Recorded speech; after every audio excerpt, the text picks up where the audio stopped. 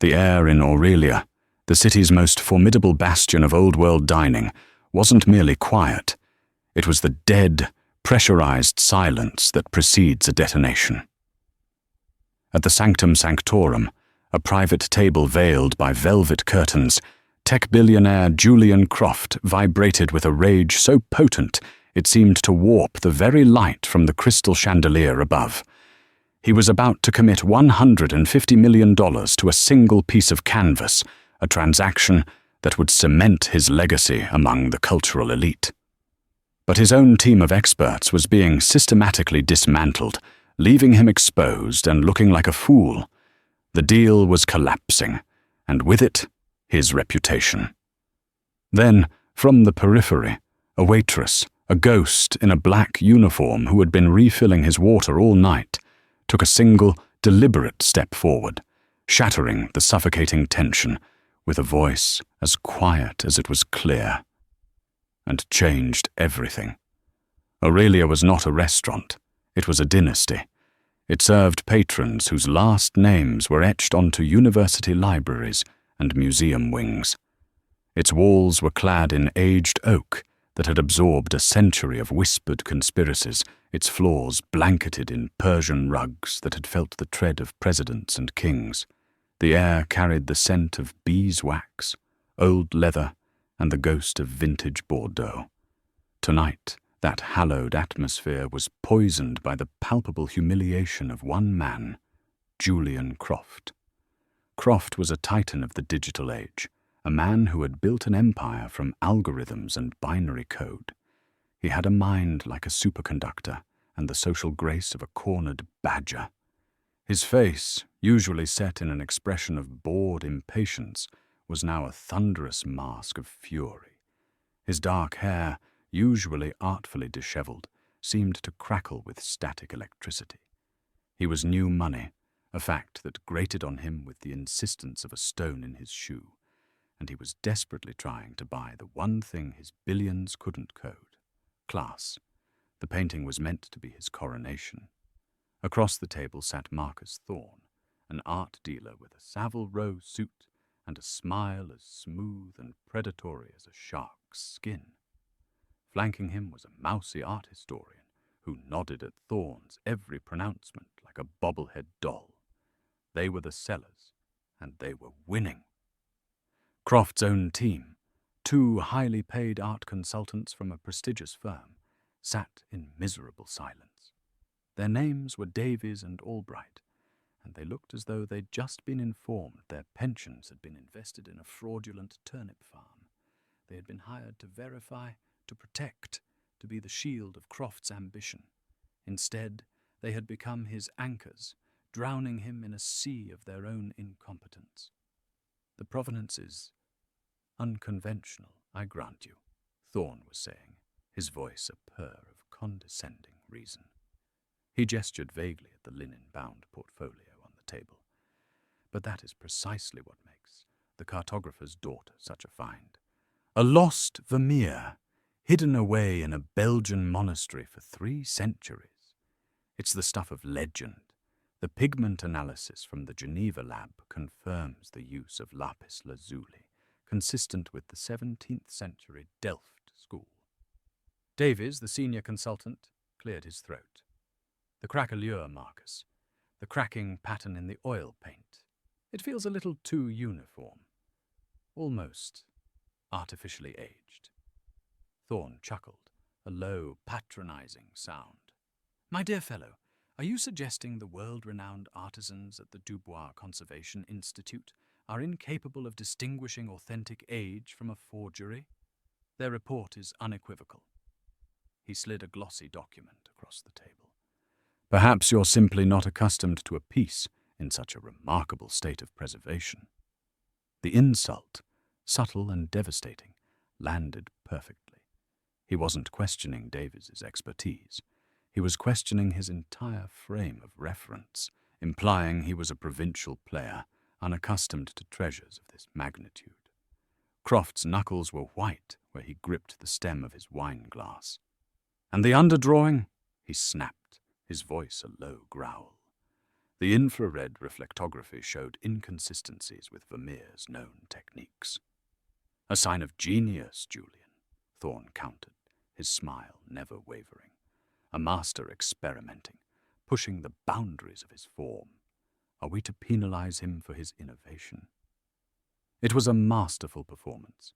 For every cautious objection raised by Croft's team, Thorne had a smoother, more compelling answer, wrapped in the unimpeachable authority of Swiss labs and Parisian institutes. He was selling a story as much as a painting, and it was a story Croft desperately wanted to believe. But the seed of doubt, planted by his own experts, was metastasizing into a full-blown crisis of confidence. To back out now would be a public admission of defeat. To proceed would be to risk $150 million on a whisper of suspicion. The silence stretched, thick and unbearable. From across the room, polishing a silver coffee pot with methodical, circular motions, Elara Vance watched the drama unfold. To the patrons and staff of Aurelia, she was a fixture, as much a part of the background as the oak paneling. Her uniform was immaculate, her brown hair pulled into a tight regulation bun that was as severe as it was anonymous. A faint tracery of lines around her eyes was the only hint that her 29 years had been lived harder than most. For 4 years, she had cultivated this invisibility. She was a shade, a phantom of the brilliant, vibrant woman she had once been. Here she was simply Elara, the quiet waitress who never mixed up an order, who anticipated when a water glass needed refilling, and whose polite neutrality was a fortress wall built around a core of shattered pride.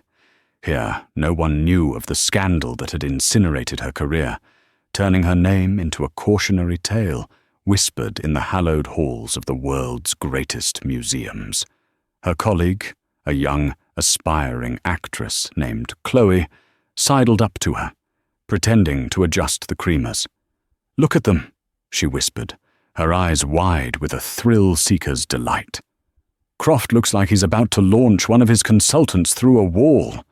I bet Thorne could sell sand in the Sahara." Elara didn't respond, her gaze fixed on the private alcove. A bitter, familiar bile rose in her throat. The arrogance, the power, the casual cruelty of men like Julian Croft, the slick, confident deception of men like Marcus Thorne. She knew them.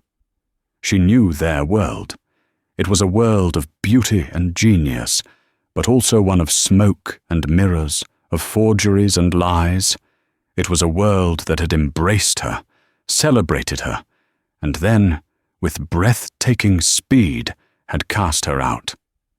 She had sworn an oath to herself that she would never return. In her pocket, her fingers found the smooth, cool metal of a small silver locket, a nervous habit she'd never broken. Inside wasn't a picture, but a tiny, intricately engraved compass rose, a reminder of a time when she had navigated that treacherous world with skill and passion. Croft made a sharp, dismissive gesture with his hand. "This is a waste of time. Your answers are glib, Thorne. My team has raised legitimate concerns." "Legitimate anxieties, perhaps," Thorne corrected smoothly. "From a team unequipped for a discovery of this importance. Julian, this painting will not wait. The consortium from Abu Dhabi is prepared to move forward by morning. The decision is yours." The ultimatum hung in the air. It was a checkmate. Croft was being outplayed, and he knew it. He stared at the portfolio on the table, the frustration rolling off him in waves. Elara watched, her heart a leaden weight in her chest. She could feel the ghost of her former self stirring, the part of her that lived and breathed the history of art, the part that could feel the truth of a painting like a musician feels a perfect chord. The woman who could spot the anachronism in a brush stroke, the lie in a pigment, the hesitation in a forger's line. The woman before a man named Antoine Dubois had used her own talent as a weapon against her, framing her for his own colossal crime and leaving her reputation in tatters. She had sought refuge in the simple, tactile reality of this life, the weight of a tray, the heat of a plate, the murmur of polite conversation. To reveal her knowledge now would be to tear down the walls of her sanctuary, to invite the scrutiny, the questions, the pain she had worked so desperately to escape. It was madness. It was professional suicide. And yet, as she watched Marcus Thorne's smug, triumphant smile, a deep, primal instinct rebelled. It was the scholar's outrage at seeing knowledge perverted. It was the artist's fury at seeing beauty used as a tool for a cheap con. She looked at Julian Croft, a man who represented the entitled power she despised, but in his eyes she saw past the anger. She saw the raw, desperate fear of a man being conned out of his depth, the same fear she had seen in her own reflection 4 years ago. Chloe nudged her. "Come on. Table 7 needs their check. Let the Titans have their tiff." But Elara didn't move. She set the silver coffee pot down on the service station with a soft, definitive click. The sound was barely a whisper, but for her, it was a declaration of war against 4 years of self-imposed exile.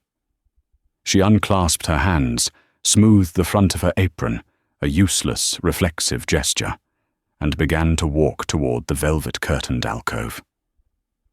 "Elara, what are you doing?" Chloe hissed, her voice a cocktail of fear and disbelief. "Don't."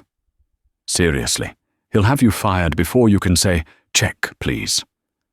Elara didn't look back.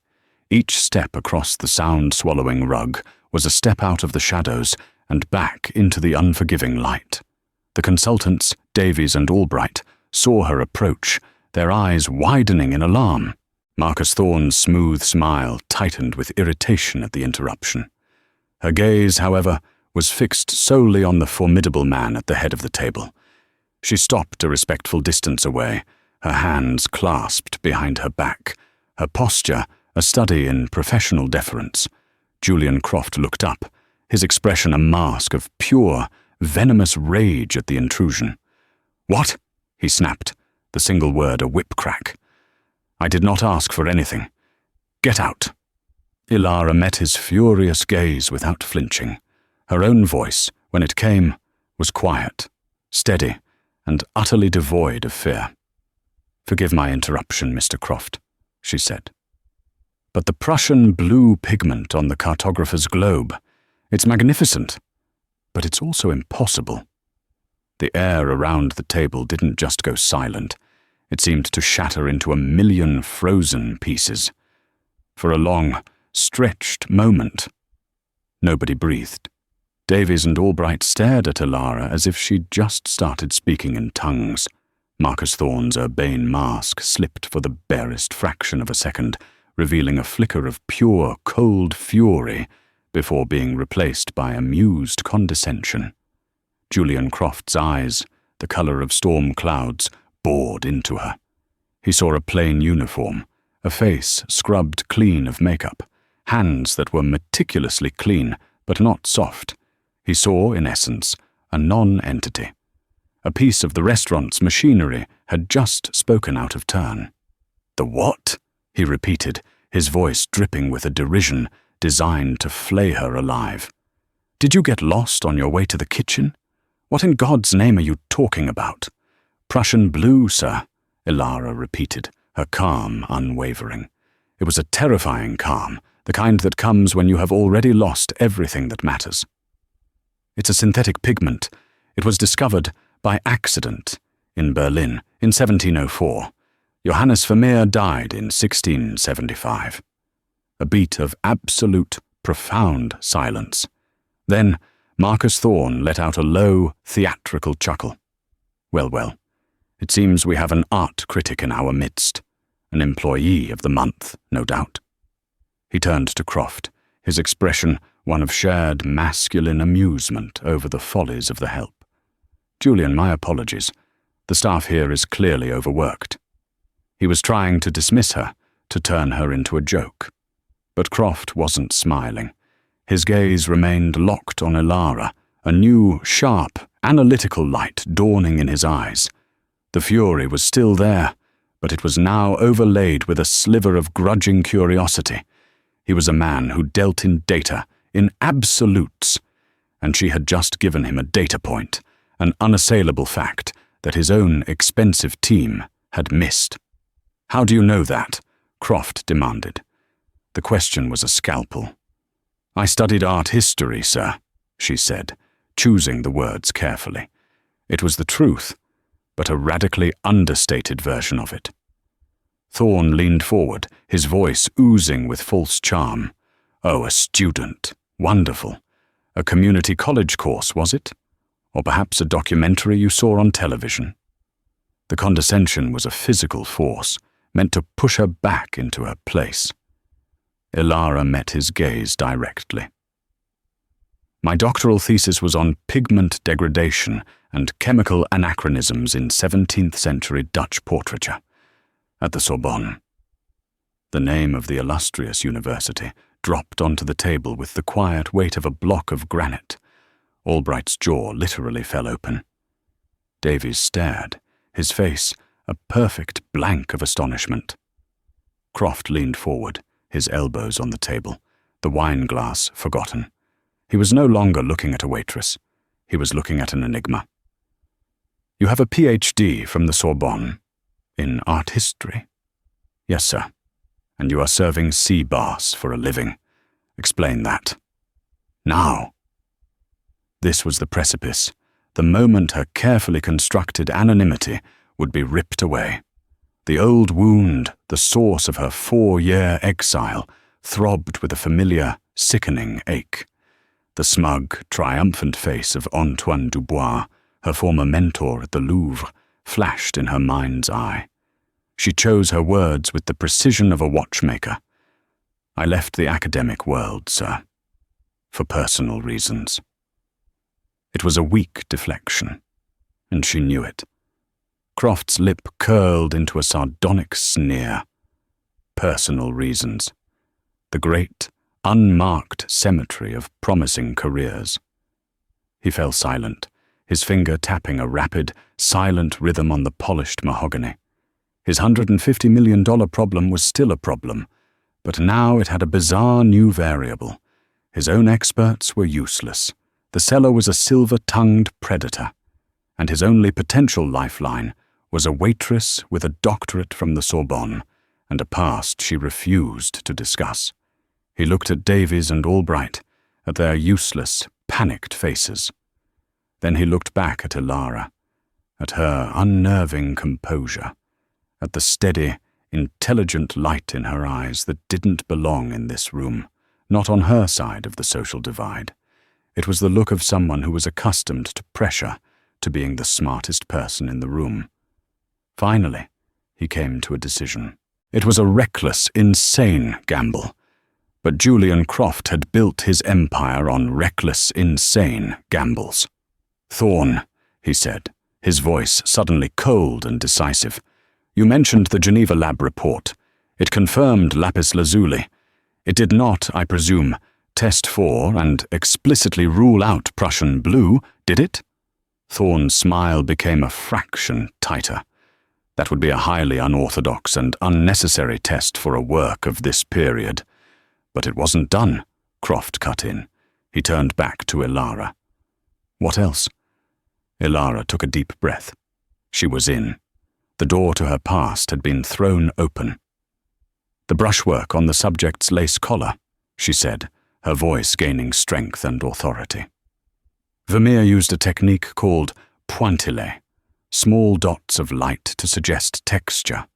The artist here has used a broader, more blended stroke.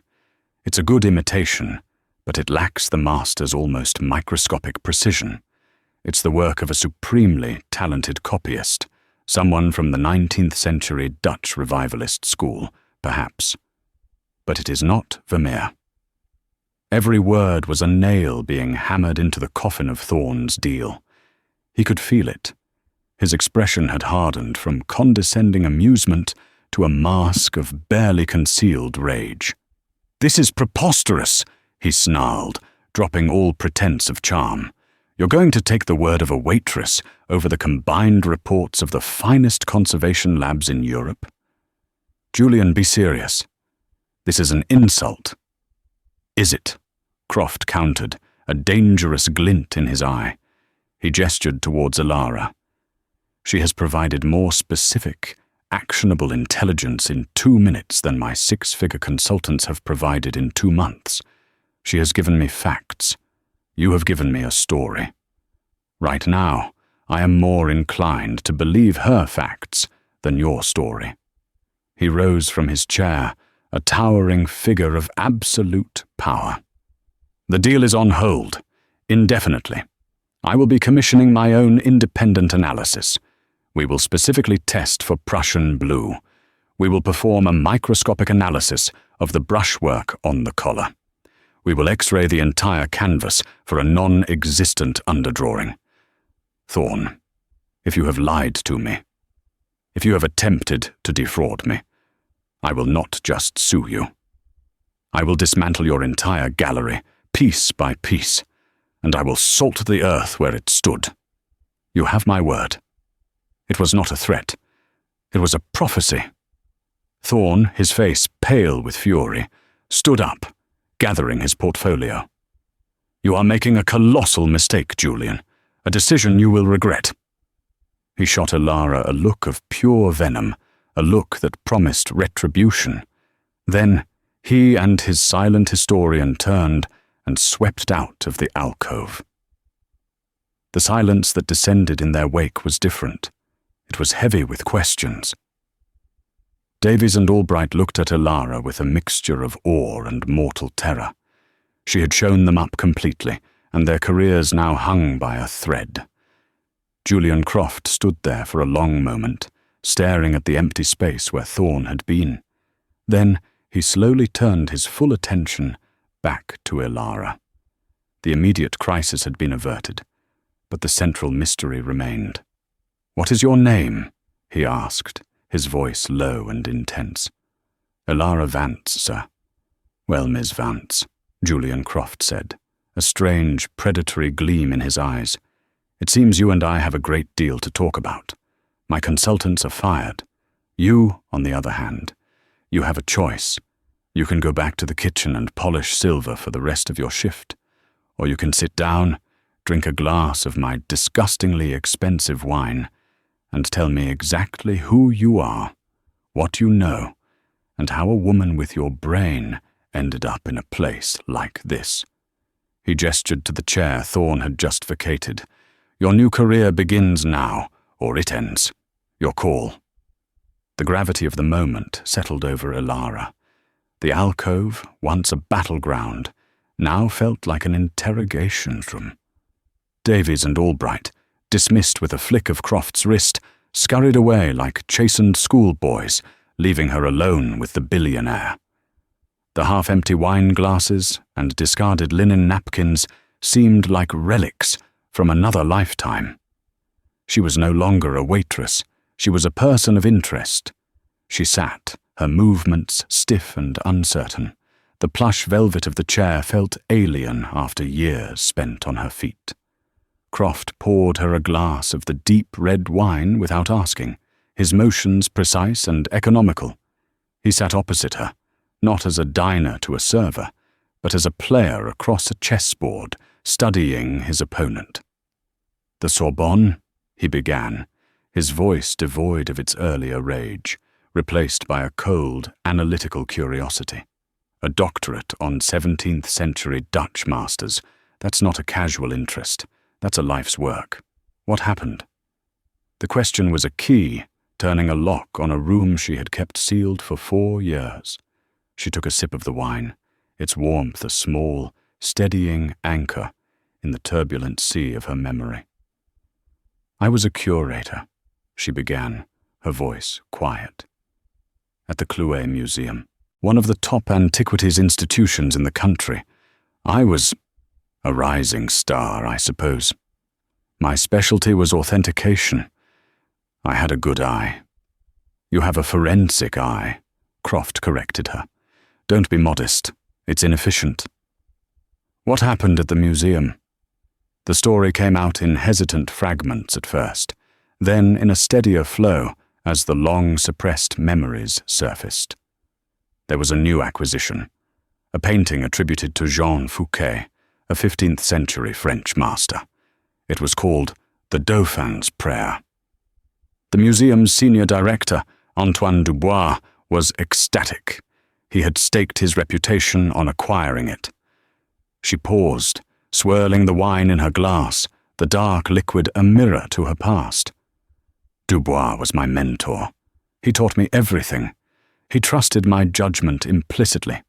He asked me to lead the final authentication process. Croft listened, his expression unreadable, his gaze never leaving her face. He was processing every word, every hesitation, looking for inconsistencies. I found problems, she continued, small things at first. The gesso ground under the paint was too smooth, too modern. There was a trace element of titanium in the white pigments, something that wouldn't be commercially available for another 400 years. The telltale sign was the panel itself. It was oak, which was correct for the period. But dendrochronology, tree ring dating, showed the wood was felled in the 1490s. Fouquet died in 1481. The tree the panel was made from was still a sapling when the artist died. So it was a fake, Croft stated flatly. You told him. Of course. A bitter smile touched her lips. I presented my report to Dubois, a detailed 20-page analysis with all the scientific data. I told him he had been swindled. The painting was a brilliant, masterfully executed forgery, but a forgery nonetheless. And he buried your report. It wasn't a question. Worse, Elara whispered, the memory still raw. He was too far in. The acquisition had been announced to the press. A gala was planned. The museum's biggest donor, whose foundation had paid for the painting, was the guest of honor. For Dubois to admit he'd been fooled by a fake would have been a career-ending humiliation. It would have destroyed the museum's reputation. She took a shaky breath. So he chose another path. He destroyed me instead. He went to the board of directors before I could. He produced a falsified version of my report, one where I had supposedly authenticated the piece. He claimed that I had conspired with the sellers, that I had taken a bribe to approve a known forgery. He used my own expertise, my own reputation for having a perfect eye, as the foundation of his story. If Elara Vance said it was real, who could argue? The sheer, breathtaking audacity of the betrayal still had the power to steal her breath. He fabricated bank transfers. He created a narrative. I was the brilliant but greedy young curator who had thrown it all away. I was fired, blacklisted. The story was leaked, subtly, to all the right people in the art world. No official charges were ever filed. That would have meant a trial, discovery, a chance for me to present my real findings. It was a quiet, professional execution. No one would hire me. No one would even speak to me. My name was poison. She fell silent, the story told. She felt hollowed out, exhausted. She expected skepticism, perhaps even pity. What she got was a sharp, incisive question. This Dubois, Croft said, his eyes narrowed. Where is he now? He's the director of the North American acquisitions for the Valletta Foundation, Elara said. The same foundation that was the major donor for the Fouquet painting. After my departure, he was lauded for uncovering the fraud. He was seen as a hero, a protector of the institution's integrity. They hired him away from the museum a year later. Croft absorbed this, his mind connecting dots she couldn't see. The Valletta Foundation, he repeated softly. They are the primary financial backers for Marcus Thorne's gallery. They hold a majority stake. Ilara's blood ran cold. The connection, so obvious in hindsight, had been invisible to her. It wasn't just a similar world, it was the same web, the same players. "You think they're connected?" she breathed. "I think a man who fakes a report to save his reputation wouldn't hesitate to be part of a larger, more profitable scheme," Croft said grimly. "Dubois, Thorne, the Foundation. It's a closed loop.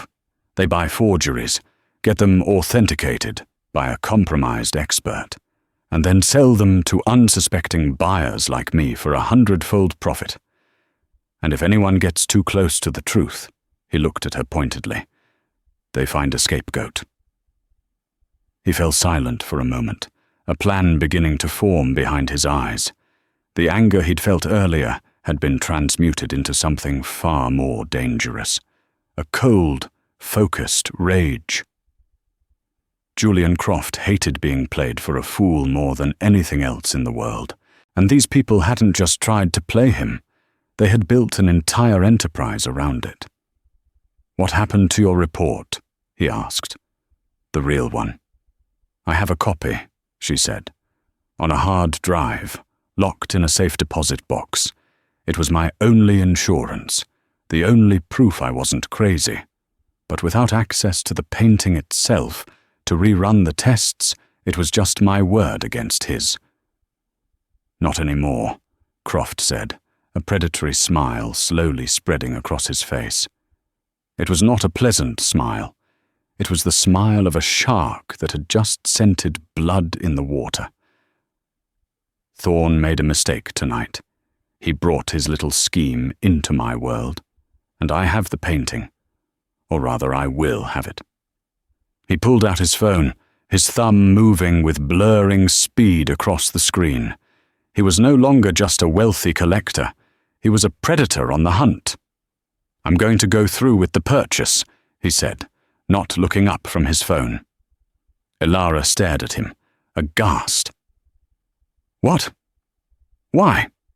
You know it's a fake." "Of course I know it's a fake," he said, a chilling glee in his voice. "You proved it's a fake. But if I back out now, Thorne just finds another buyer. The painting disappears into a private collection in Dubai, and your proof becomes worthless. No, I'm going to buy the painting. I'm going to pay the full $150 million. I'm going to hang it on my wall." He finally looked up at her, his eyes blazing with a strategic fire. "And then, Ms. Vance, you and I are going to use my resources and your brain to prove, publicly and spectacularly, that it is a fraud. We're not just going to get my money back. We're going to expose Thorne, Dubois, and the entire rotten edifice of the Valletta Foundation. We are going to burn their world to the ground, and you are going to get your name back." He extended a hand across the table.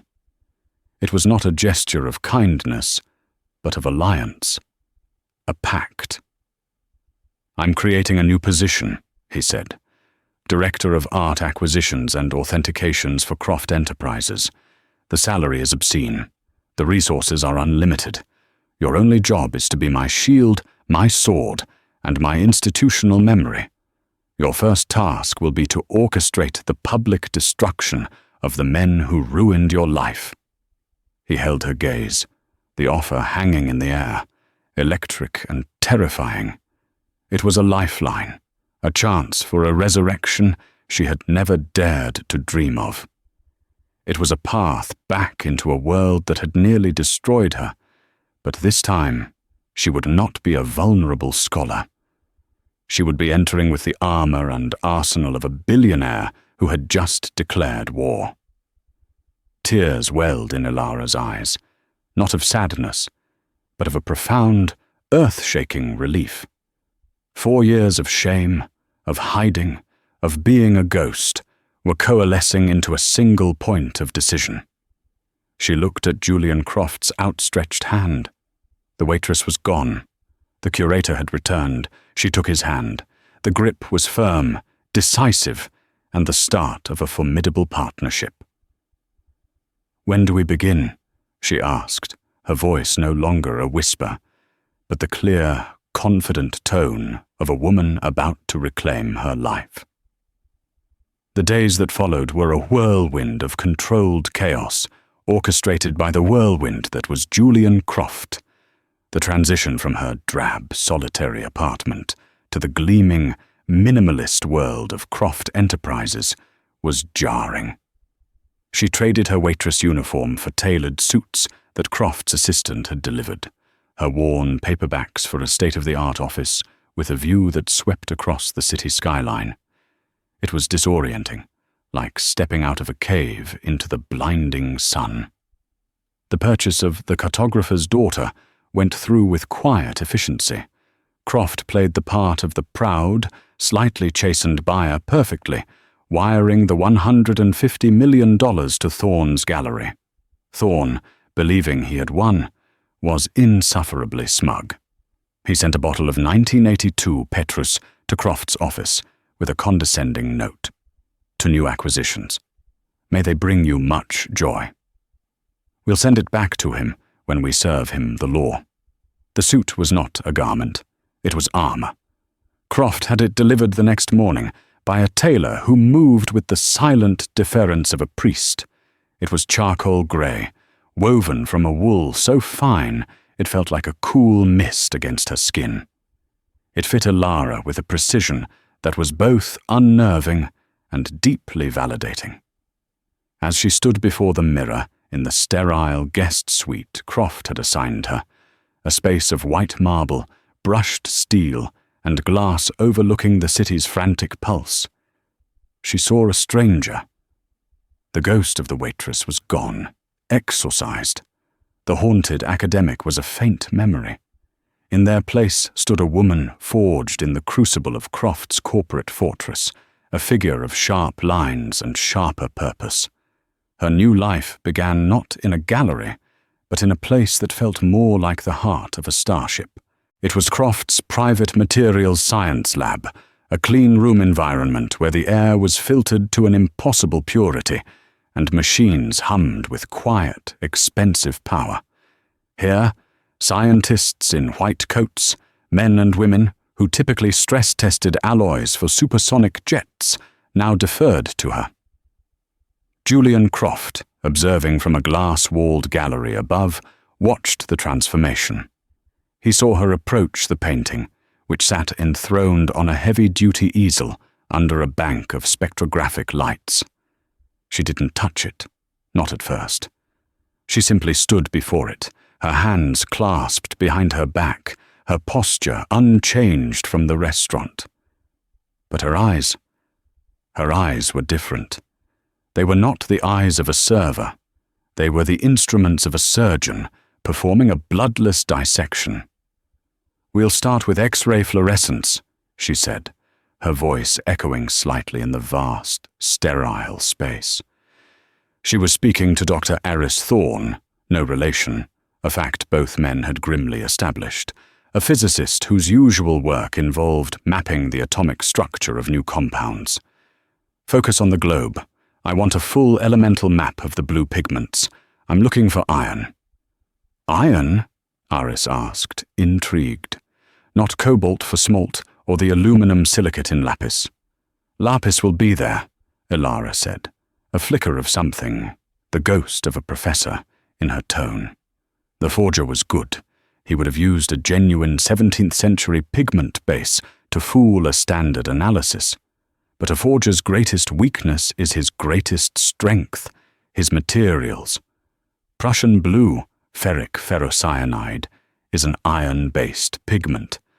It was a miracle of its time, cheap and intensely colored. A 19th century artist restoring or improving a piece would be tempted to use it for its vibrancy. It would be an almost unconscious choice. Find the iron, and you find the lie. For 2 days, she was the conductor of a scientific orchestra. She guided them through gas chromatography mass spectrometry to analyze the binding oils, her fingers flying across a keyboard to isolate the telltale spectral signature of modern poppy seed oil, not the walnut oil Vermeer favored. She had them take microscopic cross-sections, revealing a layer of zinc-white primer that was a full 2 centuries too young. With each new piece of data that flashed onto the giant monitors, she felt a piece of her old self clicking back into place. The shame that had been her constant companion for 4 years began to recede, replaced by the cold, clean thrill of the truth. Croft would appear at intervals, a silent, imposing figure, absorbing the information. He asked few questions, but his presence was a constant pressure, a reminder of the stakes. On the 3rd day, the final piece of evidence arrived. Croft's cybersecurity chief, a prodigy who called herself Nyx, appeared on a conference screen, her neon pink hair a slash of vibrant color against a dark, code-filled background. "Found it," Nyx said, without preamble. The Clouet Museum's old server archive was a mess, but they never properly wiped their backup tapes. It took some digging, but I reconstructed the deleted file fragments from a shadow volume copy made 48 hours before your termination. On the screen, 2 documents appeared side by side. One was the official report, the one that had destroyed Ilara's life, bearing her digital signature and authenticating the Fouquet. The other was a corrupted, partially recovered file. It was her report. Words and phrases shone out from the digital noise. Titanium dioxide anomaly. Dendrochronology. Inconsistent. Recommend rejection. Below it, Nyx displayed a log file. It showed a remote login to the server from an IP address traced to a private residence in a wealthy suburb. Antoine Dubois' home address. Ilara stared at the screen, her breath catching in her throat. It was one thing to know you were telling the truth. It was another to see the physical proof of your betrayal, the digital fingerprint of the man who had ruined you, displayed in cold, hard code. The room, for a moment, felt airless. She felt a phantom ache, the 4-year-old wound throbbing with fresh pain. Croft, standing beside her, saw the tremor in her hand. He didn't offer comfort. It wasn't his way. Instead, he offered something better. He offered focus. "Nyx, package it," he commanded. "Chain of custody. Full encryption. I want a presentation file that a child could understand, but a team of lawyers couldn't refute." He then turned to Ilara, his voice low and devoid of all emotion, save a chilling resolve. "We have the science. We have the digital ghost. Now we choose the battlefield." It was Ilara who chose it. "The Valletta Foundation's Art and Antiquity Gala," she said, the name tasting like ash in her mouth. "It's their crown jewel, the night they celebrate themselves. Dubois is the keynote speaker. Thorne will be the guest of honor, lauded for placing the Vermeer in such a prestigious new collection. It's their sanctuary." A slow, predatory smile touched Croft's lips. It was a smile that promised utter annihilation. "Then we will desecrate it." The night of the gala arrived on a wave of cold December air. Ilara stood backstage, in the velvet-draped wings of the Grand Imperial Hotel's ballroom. The space smelled of dust, old wood, and the faint electric tang of ozone from the lighting rigs. Beyond the curtain, she could hear the symphony of the elite, the murmur of 1,000 conversations, the clinking of champagne flutes, the soft strains of a string quartet. It was the soundtrack to the life that had been stolen from her. She smoothed down the front of her gown, a midnight blue silk that Croft's stylist had insisted upon. It felt like a costume for a role she had forgotten how to play. Panic, cold and sharp, pricked at the edges of her composure. She saw them out there, gliding through the glittering crowd. Marcus Thorne, laughing, his teeth impossibly white against his tanned skin, and Antoine Dubois, a silver-haired lion holding court, accepting the reverence of his peers. He looked serene, untouchable. The sight of him, so confident in the world he had built on her ruins, ignited a cold fire in her gut. They look like gods on their mountain, don't they? Croft's voice was a low rumble beside her. He had appeared without a sound, a monolith in a bespoke tuxedo. He wasn't looking at the stage, but at her. He saw the flicker of fear in her eyes. "I don't know if I can do this," she whispered, the confession tasting like failure. "My voice. It feels like it's been gone for so long." Croft considered her for a moment. Then he said something she would never have expected. "Don't think of it as a speech. Think of it as a software patch. Their world is running on a flawed, corrupted code. You are simply stepping on stage to correct it. You are not asking for their approval. You are not pleading your case.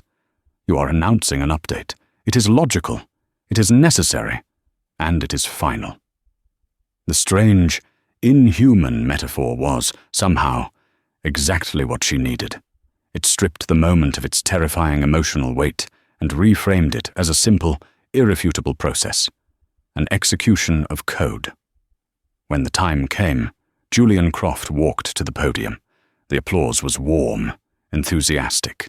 He was, after all, the man of the hour, the titan who had brought the lost Vermeer home. Behind him, projected onto a screen the size of a small cinema, the image of the cartographer's daughter blazed in exquisite detail. He began with the expected platitudes, his voice a smooth baritone that commanded attention. He thanked the foundation. He praised the beauty of the artwork. And then he paused. The silence stretched. He leaned closer to the microphone, and when he spoke again, the warmth was gone, replaced by a blade of Arctic cold. "I acquired this painting because I was told a story," he said. "A story of a lost masterpiece. It is a brilliant story. Compelling, expensive. The only problem is, every single word of it is a lie." A collective audible gasp swept through the ballroom. Champagne glasses froze halfway to lips. At the head table, Thorne's practiced smile twitched and died. Dubois went utterly still, his face a mask of sudden, profound shock. "This," Croft said, gesturing to the magnificent image behind him, "is not a Vermeer. It is a 19th century forgery, a beautiful, masterful, and categorically worthless forgery. I paid $150 million for it, and tonight, for the price of your dinner, you are all going to find out why. But you won't be hearing it from me. You will be hearing it from the one person in this room uniquely qualified to expose the rot that lies at the heart of this institution. A scholar whose career was stolen to enable the very fraud we are celebrating tonight." He turned, his gaze sweeping the wings. "Please welcome the Director of Acquisitions and Authentication for Croft Enterprises, a woman whose name you should have never forgotten. Dr. Ilara Vance." Walking into the light was like stepping into a fire. 1,000 pairs of eyes, 1,000 whispers, 1,000 memories assaulted her. She saw faces she knew, curators who had stopped returning her calls, academics who had crossed the street to avoid her, critics who had written veiled, pitying articles about her spectacular fall from grace. For a terrifying second, her resolve wavered. Then she saw Dubois' face. The shock had been replaced by a cold, reptilian fury. He was looking at her as if she were a ghost who had dared to haunt the wrong house. In his eyes, she saw no remorse, only outrage at being challenged. That was all she needed. The fire of her fear was consumed by the furnace of her anger. She reached the podium, adjusted the microphone, and her voice, when it came, was not the whisper of a waitress, but the clear, resonant tone of an authority. "Good evening," she began, her eyes locked on his. "For 4 years, Antoine, you have slept soundly, believing your lies had buried me. I am here to inform you that I have learned to live in the dark, and I have learned to see everything." For the next 15 minutes, she performed an autopsy.